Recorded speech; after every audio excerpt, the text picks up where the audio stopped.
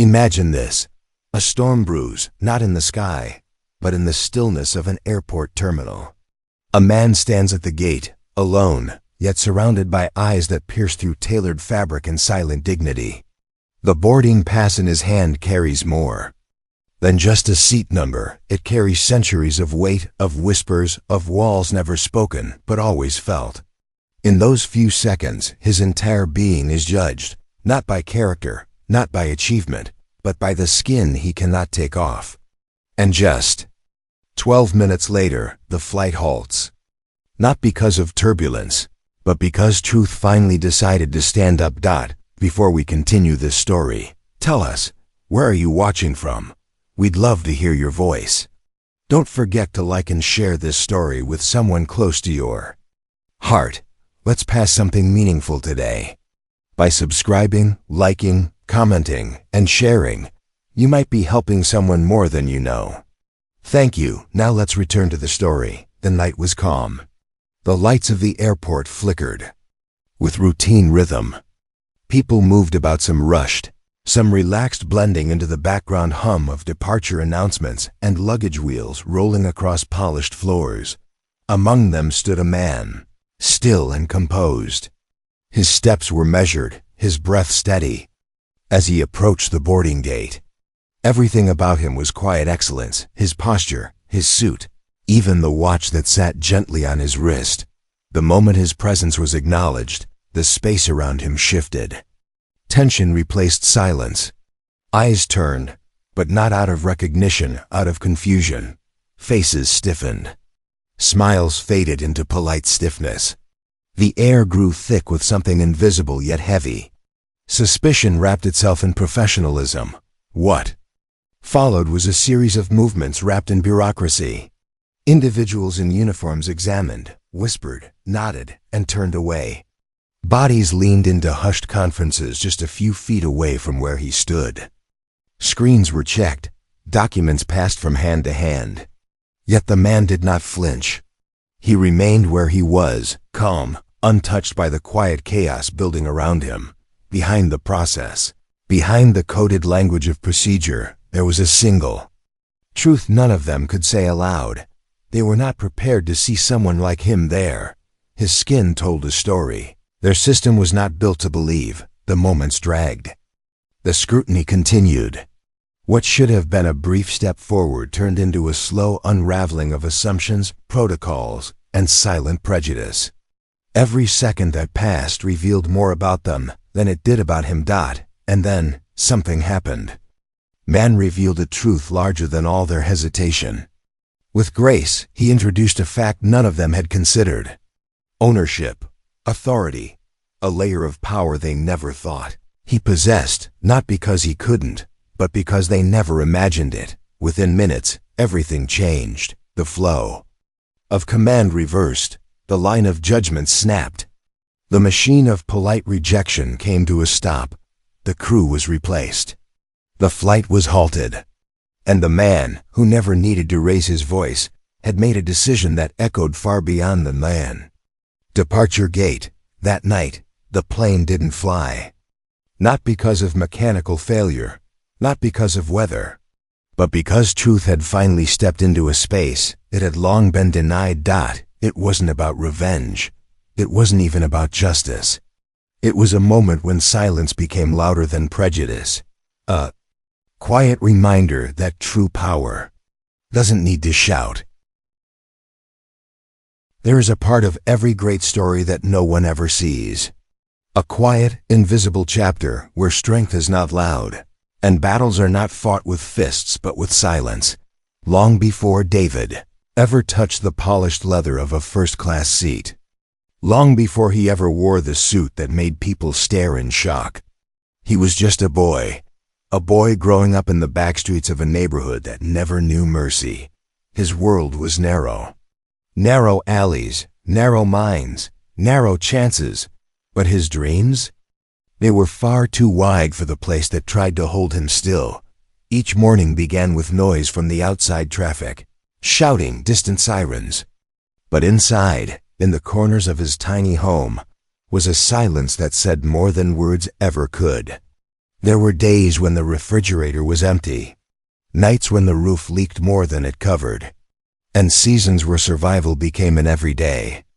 David learned early that the world wasn't designed to hold space for boys like him. He wasn't the loudest. He wasn't the strongest. He was just the one who kept going. Even when no one asked him to in school, he sat quietly in the back row, absorbing everything. Not because he liked being unseen, but because he had learned that people only noticed when you failed and ignored you when you tried. While other children ran toward dreams with open arms, David built his with quiet hands.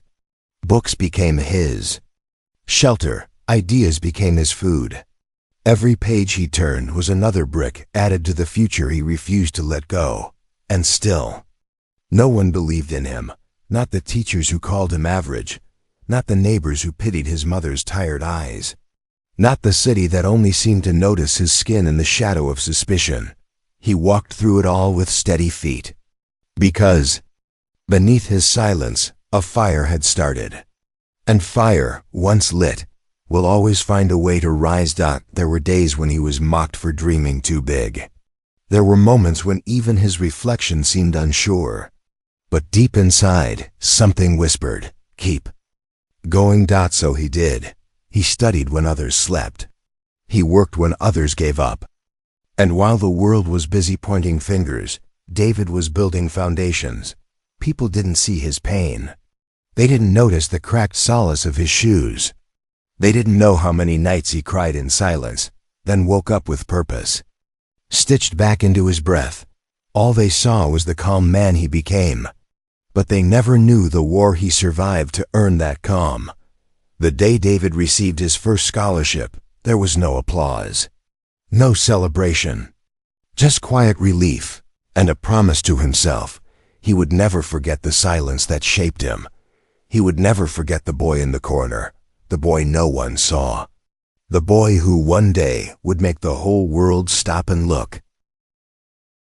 Power, when seen from a distance, often looks like peace.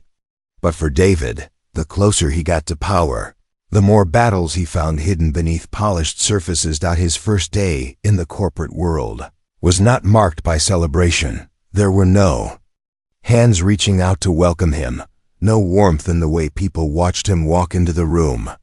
Only curious glances and expressions dressed in polite surprise. The walls were glass, but the ceilings were still invisible. No one needed to say anything. David had already heard it all in their silence. He had entered a world that worshipped results, yet only trusted faces it recognized. And David's face was one they had not prepared to see in the corner office, or anywhere close to it. Each day was a quiet test. Every meeting, a balancing act. His ideas had to be twice as brilliant to be considered equal. His mistakes, if any, would carry the weight of representation, not just individuality. The air in those rooms was filtered with ambition and expectation, but not for people like him.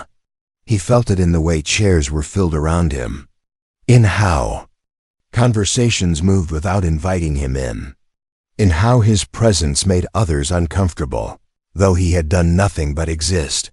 Still, David endured. He woke earlier than most, arrived before the city yawned, read every line, studied every number, and mastered the game others were born into.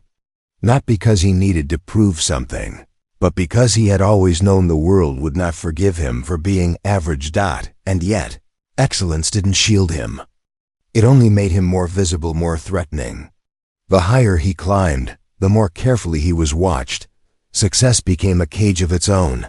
One misstep, and they would say he never belonged. One moment of anger, and they would paint him as dangerous. One slip of confidence, and they would call it arrogance. So he learned to walk with precision, to hide exhaustion behind calm eyes, to carry his pain in silence while wearing a smile that convinced others he was fine. Promotions came, but they were never offered. They were earned through storms no one else could see. Colleagues whispered when he passed, not because they cheered for him, but because they questioned how he got there. He built his reputation not on favors or friendships, but on performance that could not be denied. Behind closed doors, strategies were sharpened like blades. Emails crafted with military focus. Every presentation rehearsed like a final trial. He carried himself not like a man who was lucky to be there, but like one who had carved his own space with bare hands. The suit he wore was not just fabric. It was armor. It protected not just his body, but his dignity, his roots, his story. Every morning, as he adjusted his tie, he wasn't dressing to impress. He was preparing for war. A war fought without guns, but with glances, policies, and expectations.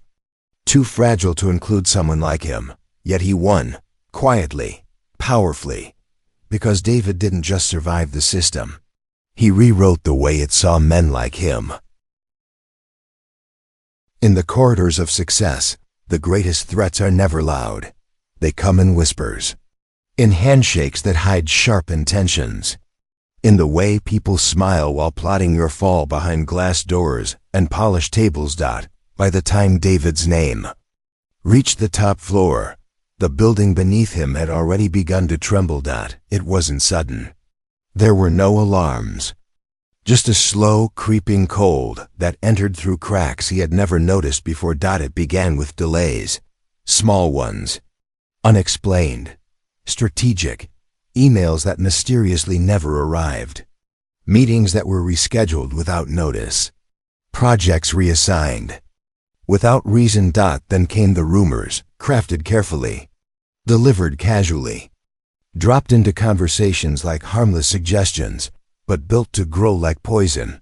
People who once stood beside him began to shift away, not with words, but with their absence. Trust, once hard-earned, began to evaporate in the heat of unseen suspicion. But David didn't panic. He had lived through worse. This wasn't his first storm. It was just a new kind with colder winds and sharper knives.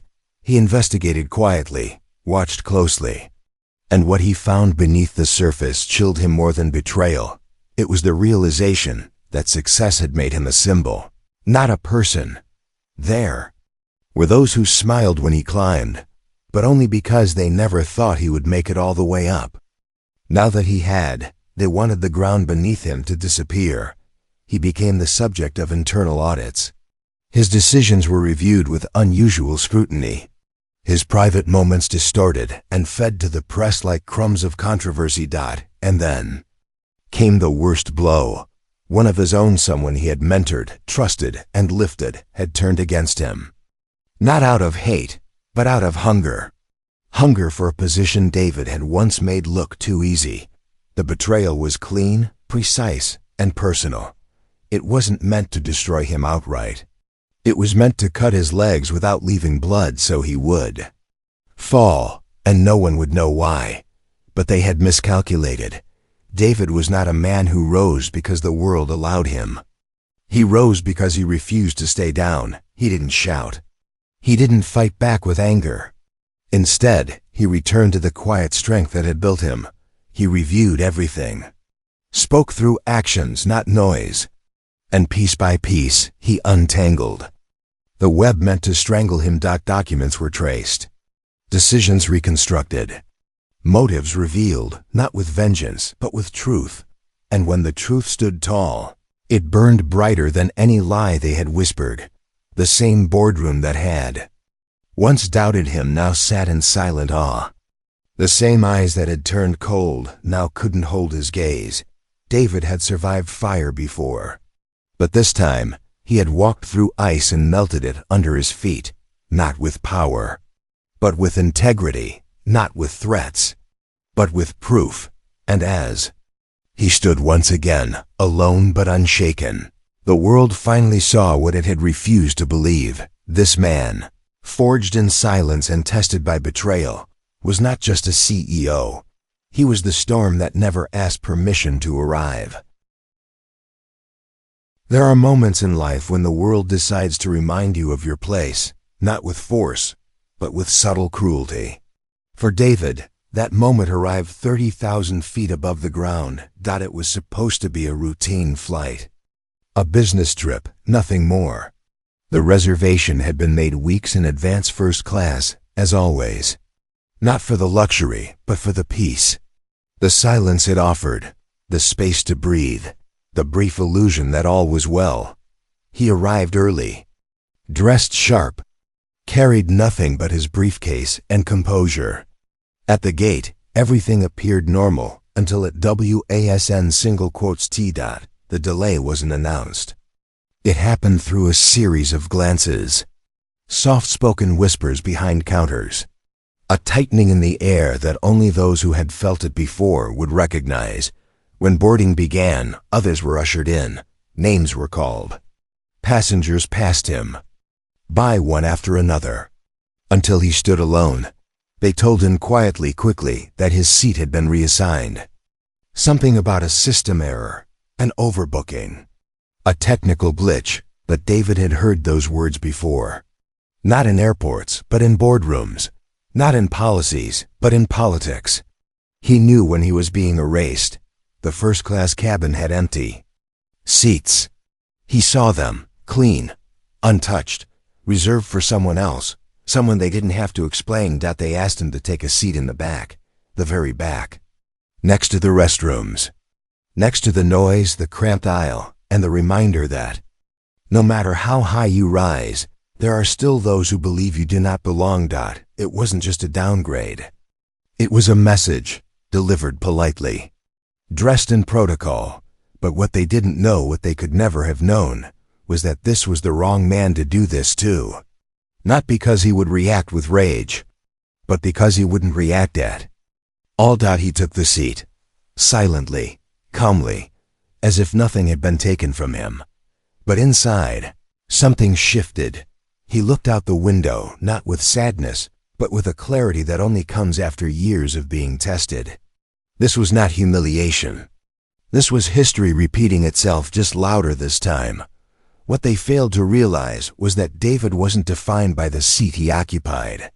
He was defined by the storms he had endured and survived. The flight lifted off. But what truly took off was something deeper. A decision, not of revenge, but of responsibility.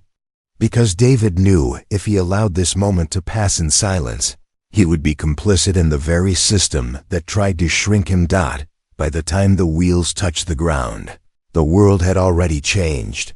Not because he shouted, not because he complained, but because one simple action, firm, fair, and rooted in truth, would soon turn a quiet injustice into a global echo.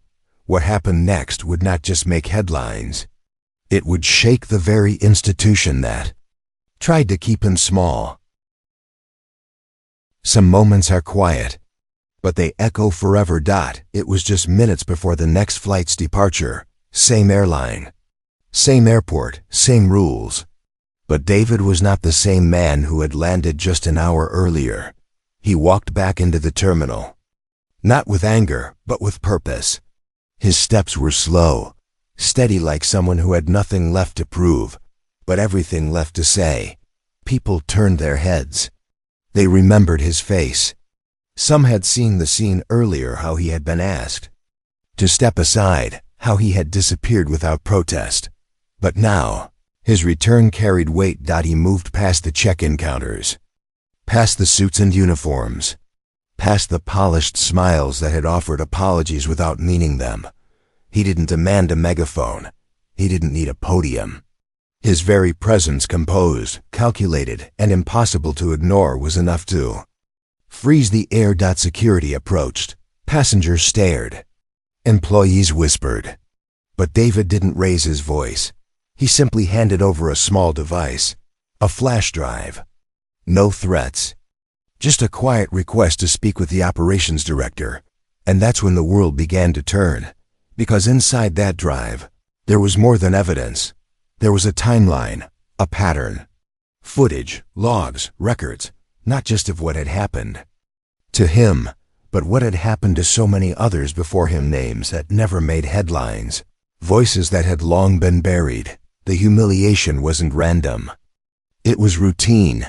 David had spent years collecting stories, filing them silently, building a record brick by brick while the world smiled politely at the injustice around him.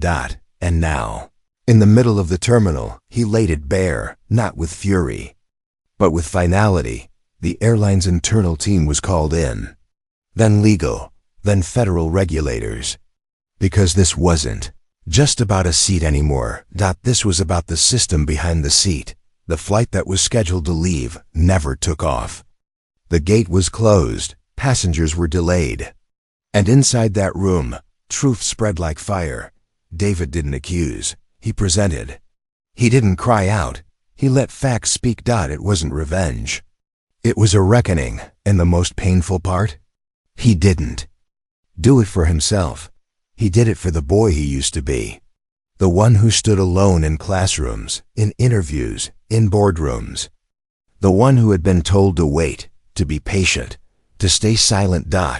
And he did it for every person who had been asked to move to the back. Not because there wasn't space, but because they made someone else uncomfortable. The press found the story. Within hours, the footage circulated. And suddenly, David was not just a CEO, he became a symbol, not of rebellion, but of resistance. He reminded the world that dignity isn't granted by privilege. It is protected by courage. When the world finally sees you, it doesn't come gently. It storms in. The footage from the airport spread faster than turbulence in a storm. News anchors dissected every frame. Pundits debated ethics, race, dignity. Social media platforms lit up like wildfire. Praise, rage, solidarity, disbelief. But David, he remained still. He didn't respond with interviews. He didn't rush into the spotlight that was suddenly shining directly into his eyes. He watched. He listened. And above all, he remembered. He remembered the silence of the cabin. The way his name had vanished from a list. The way people looked past him, as if his presence was something to be managed, not respected. And now, those same institutions that once turned their backs were scrambling to embrace him. Messages poured in, offers, apologies crafted by PR teams. Invitations to talk shows, to panels, to become a figurehead for something he had never asked to lead. Then came the call, from the very top, a global executive. The kind of voice that only calls when numbers are at stake. They offered everything: restitution, partnership, a seat at the table, not just any table, but one that shaped policy, changed structures. But David didn't need another seat, because this wasn't about compensation. This was about reflection. About making sure the next person didn't need proof to be believed. About changing a culture, not just correcting a mistake. So he declined not to punish, but to teach, because true leadership doesn't always say yes to power. Sometimes it says no to remind the world that change doesn't come from comfort, it comes from courage. Instead of taking the spotlight, David chose a different path. He launched a foundation quietly. Not in his name, but in the names of those who never got the chance to be heard. He visited schools, not studios. He funded education, not campaigns. He mentored quietly, one story at a time. And while the world tried to name him a hero, he reminded them he was never trying to be one. He just refused to be forgotten. Years later, when the story would be told again, on screens, in books, through voices of new generations, they would remember the man who never raised his voice, but made the whole world listen. The ending of this story is not about a canceled flight or a denied seat. It is about dignity. About a man who proved that his self-worth cannot be shifted, even by a system as big as the world.